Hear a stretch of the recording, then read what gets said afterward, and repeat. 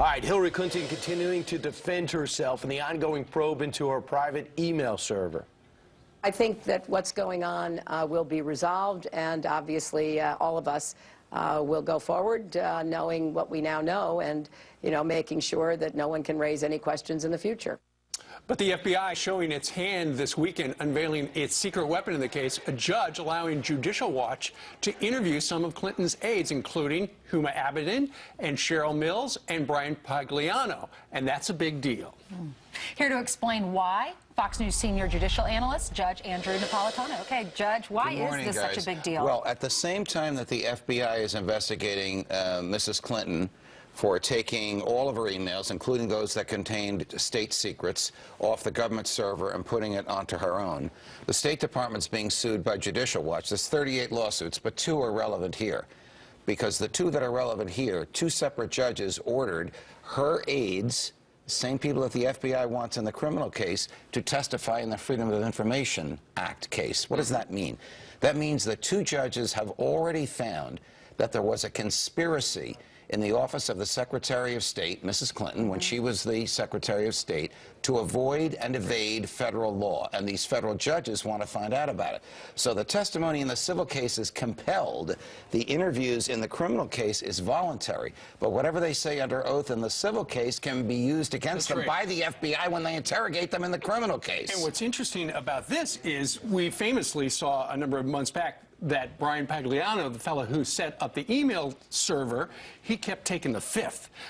Can he take the 5th this time? Can any of them? Now he's gotten immunity. He does not have any Fifth Amendment right, exactly, because they gave him immunity.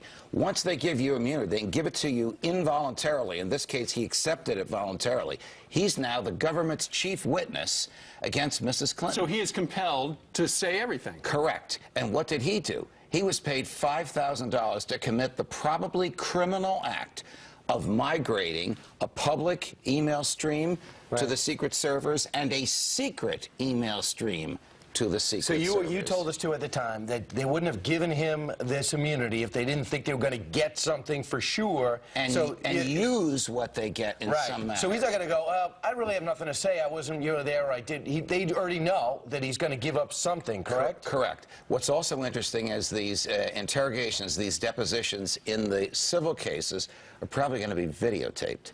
We will probably see this very soon. Well, let's listen to what Hillary Clinton has said about this, if she's going to talk to the FBI. Listen. Has the FBI reached out to you yet for an interview? No, they haven't. But, back in August, we made clear that I'm happy to answer any questions that anybody might have, and I stand by that. Bryan Pagliano, the former State Department staffer, was granted immunity from prosecution in the criminal investigation into your email server. And when this happens, I talk to Democrats, and they worry that somebody is going to get indicted. Well, there is no basis for that. It's a security review. I'm delighted that he has agreed to cooperate, as everyone else has. And I think that we'll be moving toward a resolution of this.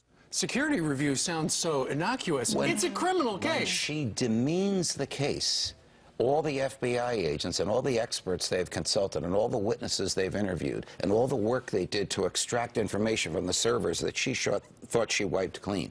When she demeans the case, she demeans them.